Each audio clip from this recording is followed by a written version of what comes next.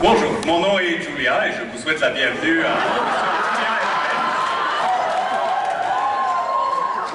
l'émission de cuisine pharmaceutique où on vous apprend à faire nous-mêmes vos médicaments. Alors, aujourd'hui, nous préparons le suppositoire. Pour ce faire, nous avons appelé notre cher ami Éric Biron. Monsieur Biron, bonjour. Bonjour, Juliana.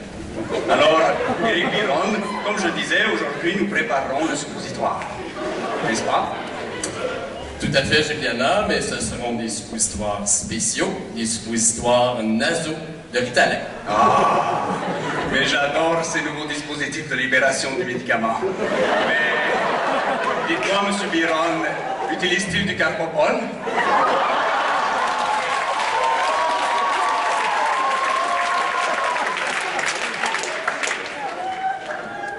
Non. Et on peut s'arranger pour en mettre, si vous voulez. Mais j'insiste, je trouve que le Carpopol est un adjuvant qui se prête à toutes les préparations.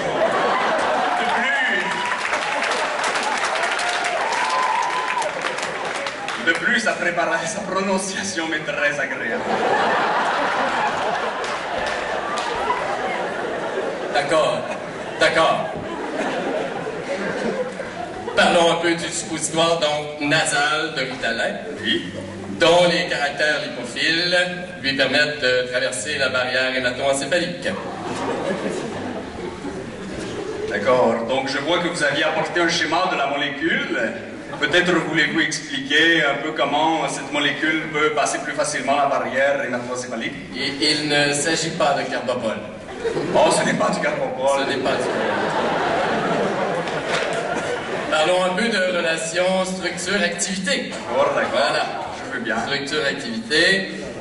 Voyez-vous, si on ajoute une chaîne de carbone ici et qu'on effectue quelques déplacements moléculaires. Déplacements moléculaires.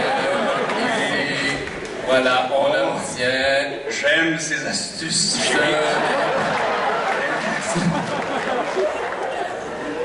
Ce n'est pas du carbone. On obtient une molécule beaucoup plus sympathique. Oh! Sympathique. Oui, je vois. Oui, nous permettant de traverser plus facilement la barrière hémato-encéphalique. Et c'est réellement remarquable, monsieur Biron. Tout à fait. Et comment appelle-t-on cette nouvelle discipline? C'est une nouvelle approche qu'on appelle la psychologie moléculaire. Ah, je vois. Nous savions déjà avec l'homéopathie que les molécules d'eau pouvaient avoir de la mémoire. Et maintenant, on apprend qu'elles ont aussi des émotions. Vraiment remarquable.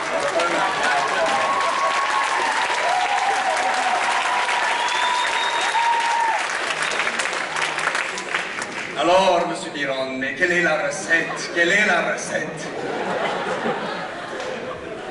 Nous pouvons utiliser une voie très facile, c'est-à-dire de téléphoner à notre laboratoire de préparation préféré pour se le faire envoyer directement à la pharmacie. Astucieux, astucieux, d'accord.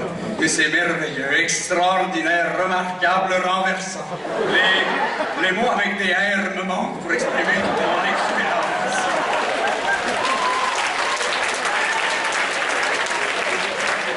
On est chanceux que ça vous manque un peu.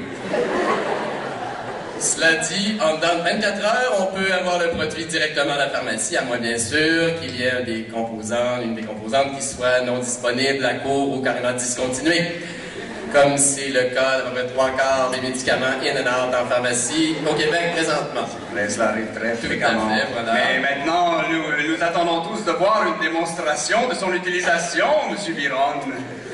Ne comptez pas sur moi.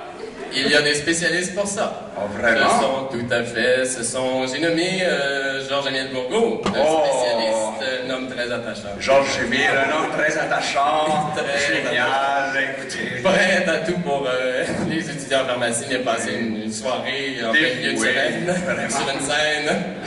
Très gentil garçon. Et le spécialiste de la partie distale du côlon, d'ailleurs. Alors, Georges-Émile, nous attendons tous avec impatience cette présentation de l'insertion du suppositoire. Alors tout d'abord, c'est extrêmement simple. Les étapes faciles, on va regarder ça ensemble ce soir. l'étape la plus importante, c'est bien sûr de dégager les fosses nasales. Donc, il faut ouvrir bien grand. On peut utiliser deux techniques. Premièrement, mouchoir de type Kleenex. Si par malchance, on n'a pas de Kleenex à la maison, solution d'eau saline. Avec ces deux éléments en main, tout est possible. Bien sûr, la technique est extrêmement importante. Il y a deux techniques pour introduire le suppositoire. Je commence avec la première, qui s'appelle la technique du balancier. Alors, on prend une certaine distance, on dépose le suppositoire sur la table, un bras de distance bien important. Ensuite, en se concentrant, on doit lever la patte gauche. C'est pour améliorer l'absorption du médicament. Ensuite, on prend un décompte 1, 2, 3 et, avec le micro, c'est un peu plus difficile, mais on fonce. Et normalement, ça tient bien. Il faut laisser fondre. Par contre, moi, ma technique préférée, c'est la technique du petit chien. Oh, la technique du petit chien. Alors, on s'accroupit. Je ne la connais pas. Observez bien. On s'accroupit, 4 pattes, toujours la patte gauche en l'air, un peu plus haut. C'est un suppositoire, on compte 1, 2, 3 et voilà. C'est le petit chien qui fait pipi. Et voilà. Un bon vélo. Merci beaucoup.